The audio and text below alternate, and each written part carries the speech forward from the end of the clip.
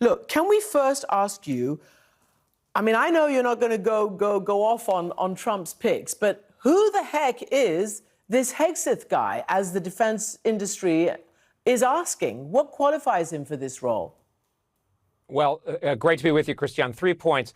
First of all, an anonymous defense industry lobbyist making comments in Politico is probably praise for Speaker nominee Hegseth. So a lot of the people who are attacking them include, for instance, Vice President Cheney's key advisor. That was in the same article. Vice President Cheney and Liz Cheney endorsed Vice President Harris in the election, and President Trump has received a decisive electoral mandate. Second of all, Pete Hegseth is a decorated combat veteran. He's been a leading voice for veterans. He's written books. He went to Princeton. He went to Harvard. He's a major figure in the United States. And as President Trump has pointed out, he's very aligned with the America First foreign policy that President Trump has decisively been elected on, to his credit. And the other thing I would just stress here, Christian, is this is not like 2017, late 2016, when President Trump was, a change agent, but was very new to Washington. He's very much a change agent. He's received a decisive electoral mandate. And now he's picking people who he knows and he thinks are going to implement his vision. And I think that's the key thing to bear in mind here, is that President Trump's vision of America First has received that mandate and is best, I believe, for Americans, but also for our allies around the world and for the cause of peace, frankly. Can I just get to that in a moment? But I do want to ask about the person of John Hegseth, because, he has said that women have no place in combat roles.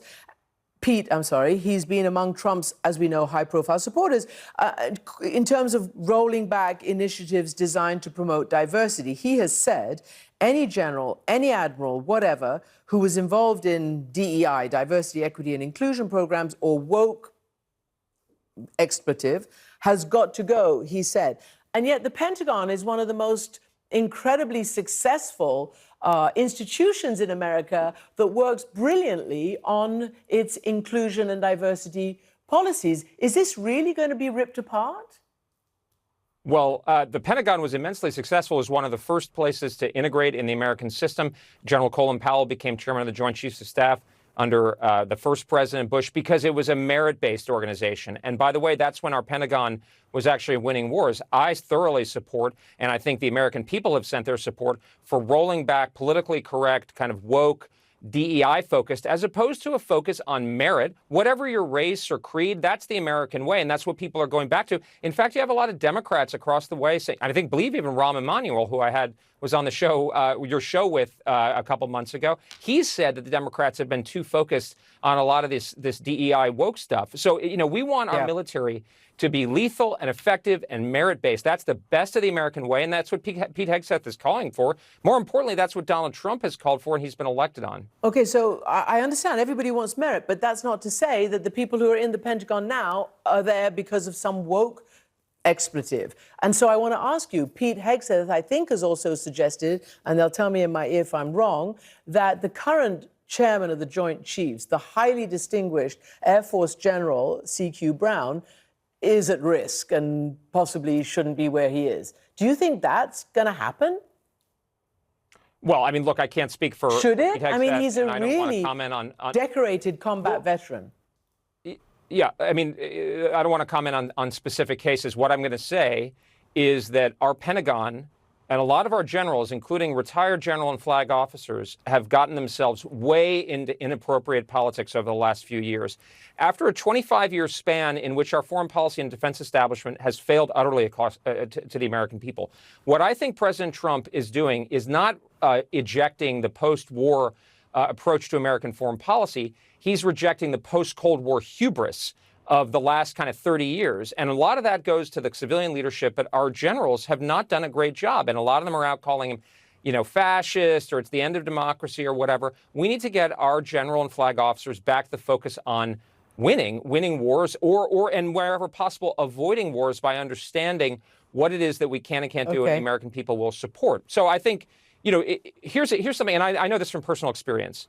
Our military establishment and its associated sort of apparatus has gotten really big. And every once in a while, as I always like to point out, the founding fathers thought a standing army was the bug and the tough politics was a feature. We have a standing army for a good reason.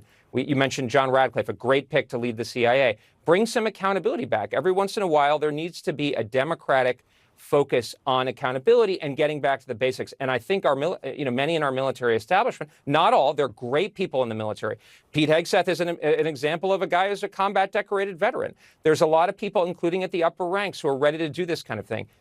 In my view, and I think this is what it doesn't matter what I think, it's what President Trump has said, those are the people who should be elevated. Look, you talked about some generals who had said things about Trump. Of course, those weren't DEI. They were white generals, and they were actually former generals. They're no longer serving. So that's one thing. The other thing is, definitely President Trump said, and I think people are seeing, that the slogan personnel is policy, but also that it is the mandate he claims is to turn America into his image and into his agenda, pursuing his agenda.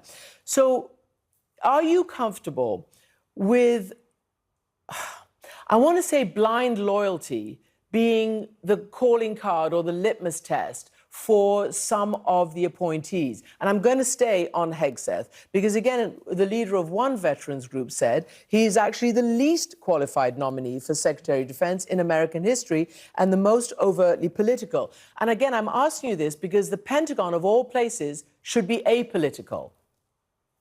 Well, let's get a few things straight. First of all, I didn't suggest that the critics of President Trump were all DEI picks, part of it, and I don't even know what that means. We're talking about a policy. We're not talking about individuals. Retired general officers actually remain under certain restrictions, and they have a special trust invested in them by the American people, as do senior intelligence officers, because of the supposedly apolitical nature but extraordinarily powerful aspects of their role. They have a special trust that they need not abuse, and I believe that has been abused by a number of senior retired officers. Happy to get into that. What I would say on this thing, I think it's a red herring, Christian. All presidential administrations expect loyalty. That is important. In fact, that's a very important part. General officers don't go through political vetting. Political appointees, you can be sure in the Biden administration, in the Clinton administration, in the George W. Bush administration, there is expectations of loyalty for civilian appointees. Why? It's not some fetish. It's to make sure that you address the principal agent problem and you actually get democratic accountability. My view, honestly, and I mean this totally sincerely, I very much hope, whatever happens to me, I very much hope President Trump appoints people who will implement his agenda. I don't think it's correct to say he's trying to make America into his image. He's laid out a policy vision for putting Americans first, restoring American energy, deregulation, the Department of Government Efficiency, all these kinds of things, a common sense approach to governance. And he's picking people who he believes will implement it. Some of them are, have different backgrounds and so forth. But this blind loyalty thing is, of course they're expected to be loyal, right? But even his own team said that from the beginning. So, you say it's a red herring, but loyalty was published and publicized as a very, very major issue.